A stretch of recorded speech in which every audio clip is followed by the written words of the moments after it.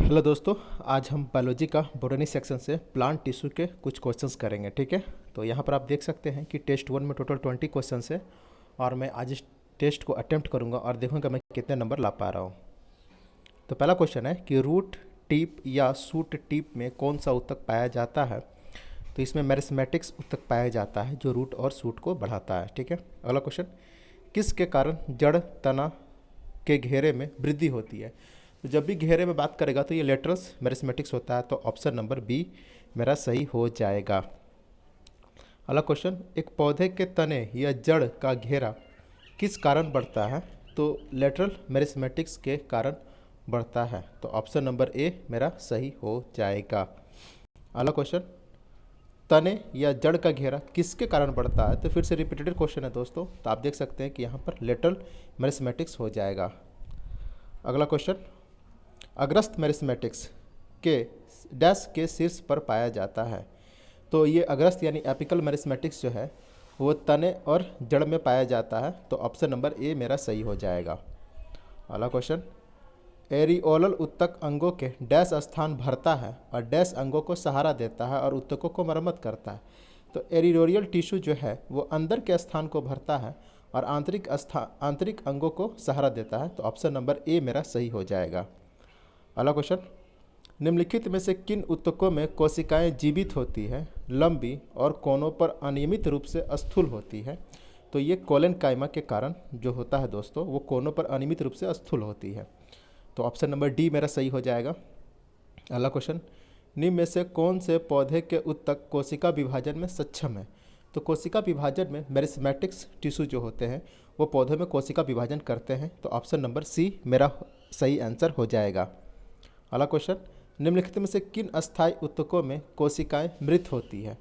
तो मृत कोशिकाएं जो होती है वो स्क्लेरन काइमा में होता है जो पौधे को कठोरता प्रदान करता है, और नारियल के छाल में भी ये स्क्लेरन काइमा के कारण ही क्या होता है, कठोर होता है, और इसको डेड सेल भी बोलते हैं। अगला क्वेश्चन, निम्नलिखित में से कौन सा एक सरल अस्थायी ऊतक नहीं है। तो सरल अस्थायी ऊतक नहीं है मतलब कि कॉम्प्लेक्स टिश्यू की बात कर रहा है, तो कॉम्प्लेक्स में जाइलम और फाइलम आता है और सिंपल में पैरेन्काइमा, कोलेनकाइमा और स्क्लेरेनकाइमा आता है, तो मेरा ऑप्शन नंबर ए सही हो जाएगा क्योंकि यहाँ पर सिंपल नहीं कॉम्प्लेक्स पूछा है।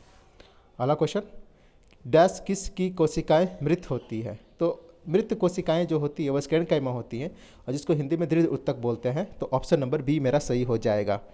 अगला क्वेश्चन, वनस्पति ऊतक का डैश परिपक्वता पर जीवित प्रोटोप्लाज्मा धारण नहीं करता है। तो ये नहीं धारण करेगा तो दृढ़ ऊतक में, और दृढ़ ऊतक को हम लोग स्क्लेरेनकाइमा बोलते हैं। अगला, किस डैश अंतर्वेशीय विभाजक पाए जाते हैं, यानी इंटर सेलुलर मेरिस्मेटिक्स की अगर बात करें हम, तो ये पत्तों के तल में पाए जाते हैं, तो ऑप्शन नंबर सी मेरा सही आंसर हो जाएगा।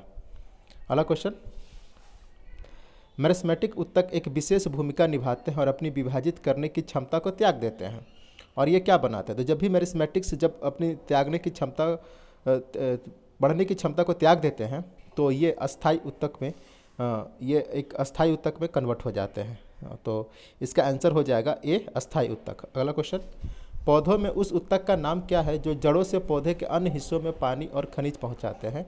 तो ये जाइलम हो जाएगा। ठीक है, अगला क्वेश्चन, निम्नलिखित से कौन सा ऊतक युग्म संवहनीय बंडल गाठन करता है। ठीक है, तो संवहनीय ऊतक की जब भी बात करेंगे, ठीक है, वेस्कुलर टिश्यू की जब भी बात करेंगे तो ये जाइलम और फ्लोएम होगा, तो ऑप्शन नंबर मेरा बी सही हो जाएगा। अगला क्वेश्चन, कौन सा एक जटिल अस्थायी ऊतक है। तो जटिल मतलब कि कॉम्प्लेक्स बोला है, तो कॉम्प्लेक्स में जाइलम और फाइलम होता है, तो ऑप्शन नंबर ए मेरा सही हो जाएगा। अगला क्वेश्चन, डैश सामान्य अस्थायी ऊतक नहीं है। तो सामान्य अस्थायी ऊतक नहीं है मतलब कि सिंपल नहीं, मतलब कॉम्प्लेक्स पूछा है, तो कॉम्प्लेक्स में आपको बताया था कि मैंने कि जाइलम और फाइलम हो जाएगा, तो ऑप्शन नंबर डी मेरा सही हो जाएगा। नेक्स्ट, साधारणतः अस्थायी ऊतक के 3 प्रकार। तो सिंपल टिश्यू जो होते हैं, परमानेंट टिश्यू जो होते हैं वो 3 तरह के होते हैं, पैरेन्काइमा, कोलेनकाइमा और स्क्लेरेनकाइमा, तो ऑप्शन नंबर सी मेरा सही हो जाएगा, पैरेन्काइमा, कोलेनकाइमा एंड स्क्लेरेनकाइमा। अगला क्वेश्चन, किस प्रकार के ऊतक में एक समान कार्य करने वाली विभिन्न प्रकार की कोशिकाएं होती हैं। तो ये जटिल टिश्यू में होते हैं, ऑप्शन नंबर बी मेरा सही हो जाएगा।